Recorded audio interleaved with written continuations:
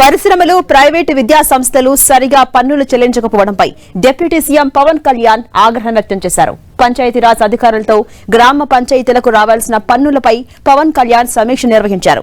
లాభాలు సంపాదించే పరిశ్రమలు పంచాయతీలకు పన్నులు చెల్లించకపోతే ఎలా అంటూ అధికారులపై ఆగ్రహాన్ని వ్యక్తం చేశారు డిప్యూటీ సీఎం. గ్రామాల్లో వనరులు వాడుకుంటూ పన్నులు కట్టకపోవడమేంటని ప్రశ్నించారు. ఆంధ్ర పేపర్ మిల్స్ 19 కోట్ల బకాయిలు పెట్టిందని, విద్యా సంస్థలకు సంబంధించి కూడా భారీగా బకాయిలు ఉండడంపై అధికారులతో చర్చించారు. ఇక రాష్ట్రంలో పంచాయతీ పన్నులు వసూలైతే 5,400 కోట్లకు పైగా వస్తాయని తెలిపారు డిప్యూటీ సీఎం. ఎలాంటి రాజకీయ ఒత్తిళ్లు ఉన్నా పన్ను వసూళ్ల విషయంలో ముందుకెళ్లాలని అధికారులకు ఆదేశించారు.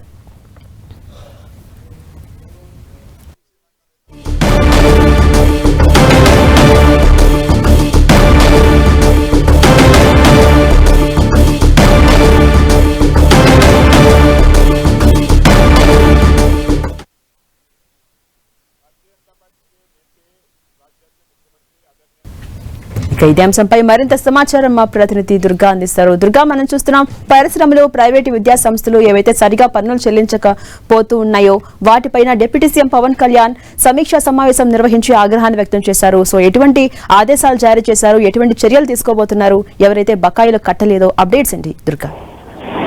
అంటే రాష్ట్ర వ్యాప్తంగా ఉన్నటువంటి గ్రామ పంచాయతీలు పరిధిలో ఉన్నటువంటి పరిశ్రమలు అలాగే ప్రైవేటు విద్యా సంస్థలు పన్నులు ఎగవేత అంశానికి సంబంధించి ఈ రోజు పంచాయతీరాజ్ శాఖ అధికారులతో పాటు రూరల్ డెవలప్మెంట్ అధికారులతో డిప్యూటీ సీఎం పవన్ కళ్యాణ్ ఈ రోజు సమీక్షా సమావేశం నిర్వహించడం జరిగింది. అయితే ఈ సమీక్షా సమావేశంలో కీలకమైనటువంటి ఆదేశాలు అయితే అధికారులకు డిప్యూటీ సీఎం పవన్ కళ్యాణ్ ఇవ్వడం జరిగింది. ముఖ్యంగా గ్రామీణ పరిధిలో ఉంటాయి, గ్రామ పంచాయతీ పరిధిలో ఉన్నటువంటి పరిశ్రమలు అలాగే ప్రైవేట్ విద్యా సంస్థలు పన్నులు ఎగవేస్తున్నారు, వాళ్ళపైన ఎందుకు కఠిన చర్యలు తీసుకోవట్లేదంటూ కూడా అధికారులని ప్రశ్నించడం జరిగింది. అయితే అది పరిశ్రమలు కానీ అలాగే ప్రైవేట్ విద్యా సంస్థలు కానీ వీళ్ళపైన కఠినంగా వ్యవహరించాలి, పన్నులు కట్టకుండా ఎగవేస్తే వాళ్ళపైన కఠిన చర్యలు తీసుకోవాలంటూ కూడా డిప్యూటీ సీఎం పవన్ కళ్యాణ్ ఆదేశాలు జారీ చేయడం జరిగింది. ముఖ్యంగా లాభాలు సంపాదించే పరిశ్రమలు అదేవిధంగా విద్య ద్వారా వ్యాపారం చేసే విద్యా సంస్థలు వీళ్ళంతా కూడా ఖచ్చితంగా గ్రామీణాభివృద్ధికి కావాల్సినటువంటి పన్నులు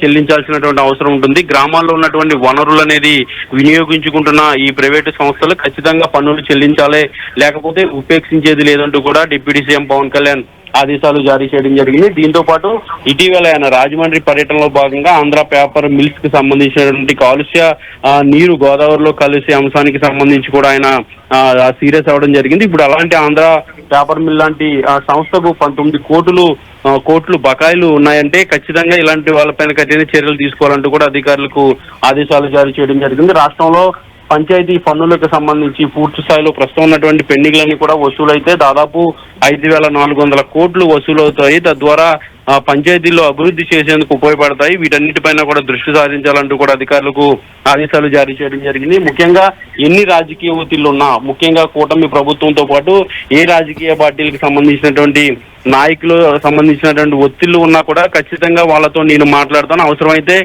కేబినెట్ లో కూడా ఈ అంశాన్ని గురించి చర్చించేందుకు నేను ప్రయత్నిస్తానంటూ కూడా డిప్యూటీ సీఎం పవన్ కళ్యాణ్ ఈ రోజు జరిగినటువంటి సమావేశంలో అధికారులకు హామీ ఇవ్వడం జరిగింది. దీంతో పాటు ఎలాంటి రాజకీయ పరమైనటువంటి ఒత్తిళ్లు ఉన్నాయి, ఎందుకంటే కార్పొరేట్ సంస్థలు పరిశ్రమలతో పాటు ముఖ్యంగా ప్రైవేటు విద్యా సంస్థలన్నీ కూడా రాజకీయ ఒత్తిళ్లు ఖచ్చితంగా ఉంటాయి కాబట్టి వాటిపైన కూడా ఎలాంటి అధైర్యాన్ని వ్యక్తం చేయొద్దు, ఖచ్చితంగా వాళ్ళందరిపైన కూడా చర్యలు తీసుకోవాలంటూ కూడా పవన్ కళ్యాణ్ ఆదేశాలు జారీ చేయడం జరిగింది. అయితే పవన్ కళ్యాణ్ చేసినటువంటి ఆదేశాల నేపథ్యంలో రేపటి నుంచి పూర్తి స్థాయిలో ఒక సర్వే నిర్వహించి వీళ్ళ పన్నులు ఎగవేతకు సంబంధించినటువంటి క్లారిటీ అయితే మళ్ళీ ఒకసారి సమావేశంలో పవన్ కళ్యాణ్ కి ఇచ్చే పరిస్థితి కనిపిస్తుంది. ఏదైనప్పటికీ కూడా రాష్ట్ర వ్యాప్తంగా ఉన్నటువంటి పరిశ్రమలు ముఖ్యంగా విద్యా ప్రైవేట్ విద్యా సంస్థలకు సంబంధించినటువంటి పన్నుల ఎగవేతకు సంబంధించి పవన్ కళ్యాణ్ సీరియస్ ఆదేశాలు అయితే ఈ రోజు ఇవ్వడం జరిగింది. Right, thank you Durga.